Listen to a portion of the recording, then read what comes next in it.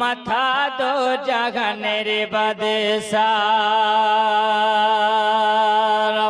পড়ে কলম হয়ে গোলাম পড়ে কলম হয়ে গোলাম ওমর ঝুঁকে নবীর পার হবে না কার দ্বারায় হবে না কার দ্বারায় নর নবীজি যে মজা দেখিয়ে গেছেন গে ধারায়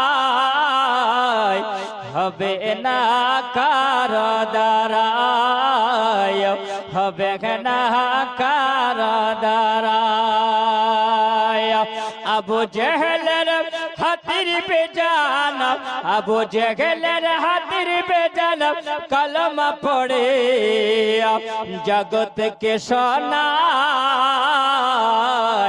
হবে না কার দ্বারায় হবে না কার দ্বারায় নর নবীজি যে মজা দেখিয়ে গেছেন ধারায় হবে না কার দ্বারায় হবে না কার দ্বারায় এ মক্কা জমিনে মক্কা সরজমিনে আমার নবী যে মজেজা দেখিয়ে গেছেন এই পৃথিবীর জমিনে আমার নবীর মজেজা এখনো আছে।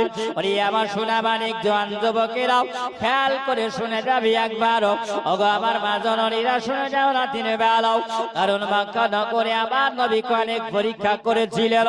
আবার নবীকে আবু জেহেল আসার পরে বলেছিল বলে আবু জেহেল বলো আমার হাতে কি আছে তুমি যদি বলে দিতে পারো তাহলে আমি তোমার কলমা পড়ে যখন এরকম আরম্ভ হলো যখন আমার উমারে ফারুক আজম আমার নবীর কলমা পড়ে যখন মুসলমান হয়ে যায় ওই সময় আবু বকর সঙ্গে মুসলমান হয়েছিলেন।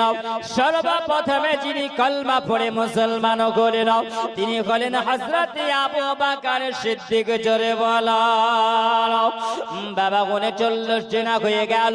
40 নম্বরে হযরত উমারে ফারুক আজম তিনি বলেন ইয়া রাসূলুল্লাহ ইয়া হাবিবাল্লাহ নবী গো আমরা হকের পথে আছি না আমরা বাতিলের পথে আছি আপনি বলবেন। আবার নবী বলেন আল্লাহ পাক জানিয়ে দিয়েছেন আল্লাহ পাক বলেন আকুল জাআল হাক যাহাকাল বাতিল ইন্নাল বাতিলা যাগাকা। ওগো নবী আপনাকে আমি সত্যের পথে আপনাকে আমি দুনিয়ার বুকে পাঠিয়েছি। ওগো নবী আপনি সত্যটাকে জাহির করুন সত্যটাকে আপনি প্রকাশ